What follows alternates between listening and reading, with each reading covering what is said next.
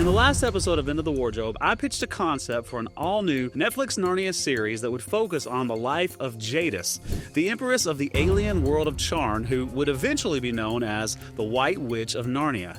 Now, in part 1, I walked you through the first 3 seasons of the series, and I told you that the last 2 seasons were going to have some epic surprises and a great conclusion. And today, we're going to finish out the series, and you're definitely going to want to stick around to the end. Now, in just a minute, I'm going to recap the series so far, but if you haven't seen part 1 of this pitch, you owe it to yourself to check it out before going any farther. I'll drop a link here in the video, and you can also find it in the description below. Now, I got some pretty interesting feedback from you on the last video. A lot of you were thrilled with the idea so far, and for you, I'm glad that you're digging it. And I was surprised that there weren't really that many comments that protested the idea of expanding on the original Narnian canon. Now, that might be because many of you are familiar with C.S. Lewis's own encouragement to fans to write their own Narnian stories. Or it might just be because you see that this story was designed to stay safely within Narnian canon in the first place. However, there was one recurring theme that many of you pushed back against, or at least warned me about. And that was the idea of making Jadis a sympathetic character. One who begins life as basically good and only grows evil out of necessity. And I have to say, I get it, and to be honest, I think you're right. You know, it's become almost a cliche now to pluck an evil villain out of a piece of literature and retcon their story so that the audience not only sympathizes with them, but even worse, justifies their evil in the name of trauma, healing, misunderstanding, or even hate from the ones that were supposed to be good in the first place. You know, today we live in a world that loves to call evil good and good evil, and because of that, I think I agree with you. There should be no room for misinterpretation. Jadis is evil because of her evil choices, and her wickedness should never be justified. Now, with that being said, I think we're ready to dive into the series conclusion, and a big thank you to the Patreon supporters who made this episode possible. With the new Narnia movie just on the horizon, it won't be long before the whole world is talking about Narnia once again, and your support is laying the groundwork for bringing the deep and meaningful truths of these stories to a whole new generation. So thank you. And one more quick note before we start. I filmed this series conclusion before I filmed this intro, so in just a few minutes you'll see me go through an entire wardrobe change. Now, it's kind of weird, so feel free to let me know which one you prefer in the comments or whatever. Now, we've got a series to wrap up, so let's get started. It's time to leave the Shadowlands behind and journey to a world that's more real than our own. It's time to follow me into the wardrobe. Before we get into Season 4, let's briefly review the series so far. In Season 1, we met Jadis as a young princess in the world of Charn. At first, she and her husband dreamed of restoring the empire to its former glory, but after her sister murdered their father, the emperor, and seized control of the throne, Jadis resolved that the only absolute power could ensure survival. Her secret pregnancy became both a symbol of hope and a dangerous liability. And in her anger, fear, and grief, she sought revenge, leading her down a dark and deadly path. So much so that by the end of the season, she even sacrificed her husband in order to learn the deplorable word, setting the stage for the coming war. Season 2 focused on the civil war between Jadis and her sister. Though she built a network of spies and soldiers, betrayal and defeat pushed her into desperation. When the entire rebel army had been defeated and Jadis' sister revealed her knowledge of Jadis' pregnancy and threatened to end the bloodline, Jadis unleashed the doomsday power of the deplorable word, thus erasing all life on Charn outside of only Jadis herself. Season 3 revisited many of the events of the magician's nephew from Jadis' perspective. We saw her weaken in the Wood Between the Worlds, rampaging through London, and finally standing as witness to the creation of Narnia and Aslan himself.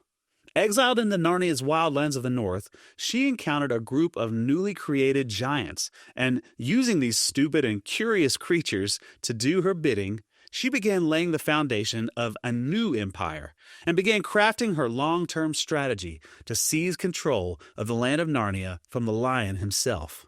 And now, with her influence growing and her sights fixed on Narnia's future, the next stage of her rise begins. Now, just a quick pause here. One of the reasons that C.S. Lewis wrote the Chronicles of Narnia was to prepare young men and women for a future that he saw would be increasingly difficult to navigate. And Boyce College, the sponsor of today's video, is committed to preparing graduates who are ready to serve and dedicated to lead with confidence in a world that's increasingly uncertain. The foundation of this preparation is the good news of Christ. That's why Boyce is serious about the gospel, and I can't recommend a better school than Boyce College. If you or someone you know is looking for the next steps after high school, you owe it to yourself to check out boycecollege.com. Now, back to the story. This is Jadis the Series, Season 4, Empire of the North. Season 4 begins with Jadis, now immortal after eating the silver apple from Aslan's garden, settling in the harsh northern lands, where she begins to weave her influence over the newly created giants. Portrayed as naive and childlike in their curiosity about the world, the giants are easily swayed by Jadis' demonstration of magic and her promises of grandeur and protection from the southern threat of the Narnians. She declares herself to be their commander and orders them to construct the great city of Harfang as a symbol of their new empire. While inspecting the site one day, the giants show her the mouth of a cave uncovered during the construction. Very soon and unexpectedly, a terrible storm from the sea rolls in, causing the giants to scatter for safety. Jadis, now very pregnant, is unable to escape in time and takes shelter in the cave. All that exertion sends her into labor, and in that dark cavern, illuminated only by Jadis' magic green glowing light, she gives birth to her daughter, Eris. Throughout the season, Eris grows year after year, and under her mother's training, she also grows in her own magical prowess. But she develops a fascination with serpentine magic and the subterranean world, often sneaking away to explore hidden caves and underground chambers. Mid-season, we witness the development of Harfang throughout the centuries, and though Eris is now several hundred years old, she and Jadis remain supernaturally young and healthy as a result of eating Aslan's silver apple. Now, through the years, Jadis also builds a formidable army of giants and hags and werewolves and other dark creatures. We witness several attempts by Jadis to breach the borders of Narnia, but she is always driven away by the magic of the Tree of Protection. In the meantime, she prepares painstakingly, forging enchanted artifacts like her wand and stone knife. And Eris, now a beautiful young woman, begins to chafe under Jadis' domineering control. Eventually, a conflict arises when a group of giants challenge Jadis' rule after a failed scouting mission into Narnia exposes them to Aslan's influence. Jadis responds by executing the dissenters ruthlessly, which further isolates herself from her daughter. Now, in fear of her own safety, Eris escapes to the secret and forgotten caverns that she knows so well, just as another great storm blows from Harfang southward to Narnia, the storm which ultimately uproots and destroys the Tree of Protection. The season ends with Jadis rallying her forces for her long-awaited invasion, her eyes gleaming with maniacal determination. And to close out the season, the camera cuts to a final shot of the fallen Tree of Protection as the camera slowly rises to reveal a panoramic view of the tranquil, beautiful, and unsuspecting landscape of Narnia. Season 5, Winter's Throne. In the wake of the Tree of Protection's uprooting, Jadis launches her ambitious invasion of Narnia in the year 898, only to discover early on that the Narnian army is far stronger than she had anticipated. Bolstered by Arkenland's knights and archers, dryads summoning vines to ensnare forces, river gods flooding battlefields, even prophetic centaurs foreseeing attacks. Realizing that her forces are outmatched by this enchanted resistance, Jadis knows that she must amplify her own power in order to claim victory. A Calorman delegation arrives by ship, offering an alliance to Jadis to conquer the world together. Led by the Tisrock's daughter, Princess Rhea, a brilliant military strategist, and Riakin, a mysterious seer, a prophet who can help predict enemy moves. Wary of these new allies, Jadis deploys spies, crows, to monitor them. Jadis's crows follow Akin to a secret meeting in a clearing near Lantern Waste, where a council of stars has gathered to discuss the impending world war. And who steps into the clearing but Akin, otherwise known as Koryakin, the famous fallen star of Narnia. Koryakin implores the council to intercede on Calormen's behalf, but the council denounces Koryakin for losing his stellar essence, all in exchange for love, the love of a human.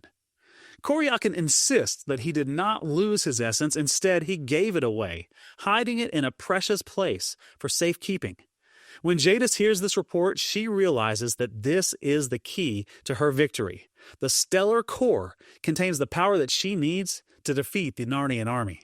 Now, mid-season, Jadis and the Calormens launch an attack on the Narnians on the coast near the castle Cair Paravel. And they're just about to win when they are attacked by a fleet of ships from the Lone Islands. Jadis's army retreats to the far south. Desperate and surrounded, she confronts Koryakin, demanding his essence so that she can unleash the power to destroy the Narnian army once and for all. Koryakin refuses and tells her that, as a Narnian star, his power has no effect beyond the boundaries of Narnia anyway. Still, she orders him to be taken as prisoner. The series finale culminates in a final, cataclysmic battle between the four great Narnian nations. As the Narnian and Archenland forces close in and Jadis's army grows nearer to defeat, we see flashbacks of a similar fight, the Great Battle of Charn. Desperately, Jadis demands Koryakin give her the essence. Koryakin again refuses. As she raises her wand in the air to strike him down, Rhea throws herself in front of Koryakin to stop the blow. Instead, Jadis's wand pierces Rhea's chest. And as she lays dying, a strange blue aura leaves her body and enters Jadis's wand. It's then we realize Koryakin had hidden his essence in the heart of his one true love. Realizing the power that she now wields, Jadis raises her wand to the sky, and in a flash of light and a blast of hurricane-force wind, the world is suddenly plunged into an icy winter. The army's stunned, the fighting ends. The Archenlanders retreat and the Narnian army surrenders. One by one, the Narnians kneel to their new queen. Jadis walks over to the weeping Koryakin, still holding the lifeless body of Rhea, and in the most chilling voice you've ever heard, she says, "Now, tell me about the lion." Well, that's the pitch. But I know for a fact that there's plenty more foreshadowing and call-outs and Easter eggs that could have been added here, and I'd love for you to help me make this concept even better. Let me know in the comments what you think about the series and what other incredible ideas you might have. I can't wait to hear from you. And I can't wait to see you again next time as we take another journey into the wardrobe.